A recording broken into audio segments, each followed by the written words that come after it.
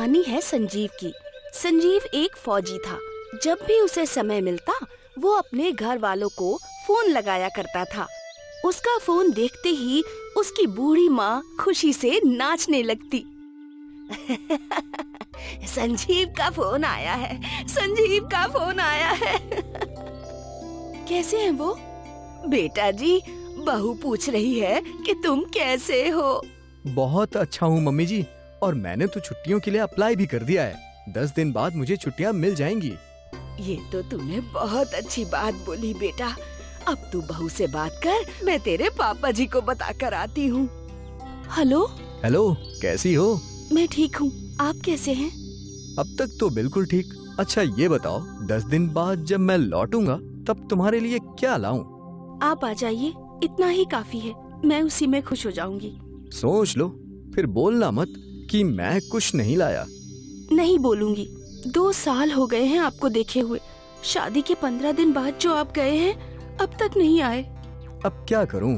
फौज की नौकरी ऐसी होती है। तू तो जानती है, मेरा पहला प्यार मेरा देश है। हाँ, और मुझे गर्व है कि आप फौजी हो। पापा जी आ गए हैं, उनसे बात कर लीजिए। हेलो, कैसा है बेटा? अच्छा हूँ पापा, आपका आशीर्वाद है। कब पहुंचेगा तू घर? 10 तारीख तक। इस बार 1 महीने की छुट्टी मंजूर हुई है। अरे वाह वाह, इस बार तो हम खूब मजे करेंगे। हम अपने गांव भी जाएंगे। ठीक है पापा जी, अब आप सबका ख्याल रखिएगा और मैं 10 तारीख तक घर पहुंच जाऊंगा। ठीक है बेटा, तू भी अपना ख्याल रखना। संजीव घर लौटने वाला था। ये सोचकर ही सारे लोग खुश थे। मम्मी जी अपने बेटे के लिए उसके पसंदीदा अचार और पापड़ बनाने लगी। पापा जी ने घर रंगवा दिया और शीना बेताबी से अपने पति के लौटने का इंतजार करने लगी। आखिरकार वो दिन आ ही गया। तीनों संजीव को पिक करने स्टेशन पहुँचे और जैसे ही संजीव ट्रेन से उतरा तो मम्मी जी के आंसू नहीं रुके। वो अपने बेटे से लिपटकर रोने लगी। अरे मम्मी, मैं आ गया हूँ, अब क्यों रो रही हो? तू नहीं समझेगा कि तेरा कितना इंतजार किया है। संजीव ने एक एक करके तीनों को गले लगाया। आज 2 साल बाद संजीव अपने परिवार को मिला था। ये लम्हे इस परिवार के लिए यादगार थे। पापा जी गाड़ी में सभी को घर ले आए। उनकी खुशियों का ठिकाना ही नहीं था। शीना ने अपने पति के लिए बहुत सारे पकवान बनाए थे। अरे वाह वाह, चिकन तंदूरी और पराठे। थैंक यू मम्मी जी। ना, मैंने नहीं बनाए, बहू ने बनाए हैं। Thank you. वेलकम जी, अब खाइए भी। आज पूरे परिवार ने पेट भर के खाना खाया। हंसी ठिठोली के साथ मानो इस परिवार में जान आ गई। अगले कई दिनों तक हर कोई खुश था।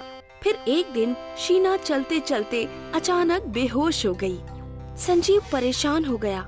जब डॉक्टर आए, कॉन्ग्रेचुलेशंस, आप पापा बनने वाले हो। क्या? इनकी खुशियाँ दुगनी हो गईं। मम्मी जी ने अपनी बहू की नजर उतारी। भगवान तुझ पे अपनी कृपा बनाए रखे और इस परिवार को किसी की नजर न लगे। संजीव भी बहुत खुश था। उसने सारे मोहल्ले में मिठाई बांटी। आज मैं बहुत खुश हूँ। ये मेरी जिंदगी का सबसे खूबसूरत पल है। मैं पापा बनने वाला हूँ और तुम मम्मी। अच्छा ये बताओ, तुम्हें लड़का चाहिए या लड़की? मुझे तो लड़का चाहिए। और वो क्यों? ताकि वो भी आपकी तरह फौजी बन सके और भारत माता की सेवा कर सके। ये बात सुनकर संजीव ने शीना को गले लगा लिया। चाहे लड़का हो या लड़की, हमारा बच्चा भारत माँ की सेवा ही करेगा। ठीक है। संजीव अक्सर घर वालों को फौज की कहानियाँ सुनाया करता था। अगले कई दिनों तक संजीव शीना का बड़े अच्छे से ख्याल रख रहा था। फिर एक दिन उसके लिए एक कॉल आया, जो सुनकर वो उदास हो गया। क्या हुआ? मुझे वापस रिपोर्ट करने का ऑर्डर दिया है। जंग होने वाली है। पर तू तो 1 महीने की छुट्टी लेकर आया था ना? मुझे जाना होगा माँ। उस दिन संजीव को स्टेशन छोड़ते हुए पूरा परिवार बहुत रोया। मम्मी, अब मेरे बच्चे की और शीना की जिम्मेदारी आपकी है। तू अपना ख्याल रखना और जैसे ही जंग खत्म हो वापस घर लौट आना। इस बार और लंबी छुट्टियों पे आऊंगा।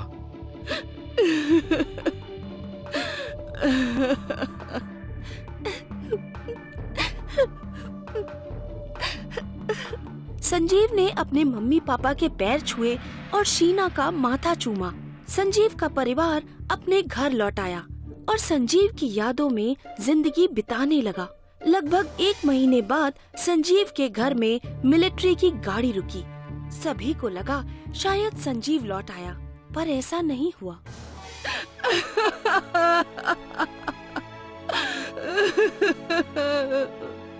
संजीव! संजीव की लाश देखकर सारे बिखर गए। ये हंसता खेलता परिवार उजड़ गया। संजीव के मम्मी पापा का इकलौता सहारा टूट चुका था, पर शीना ने सबको संभाला। समय बीता और धीरे धीरे सब संभलने लगे। 7 महीने बाद शीना ने एक बेटे को जन्म दिया। ये तो बिल्कुल संजीव की तरह है। हाँ, और ये भी उन्हीं की तरह एक फौजी बनेगा। उनकी आखिरी ख्वाहिश थी कि उनका बेटा या बेटी भी देश की सेवा करे। इस बात को आज 20 साल बीत गए हैं। आज संजीव का बेटा रंजीत फौज में अफसर बन गया है।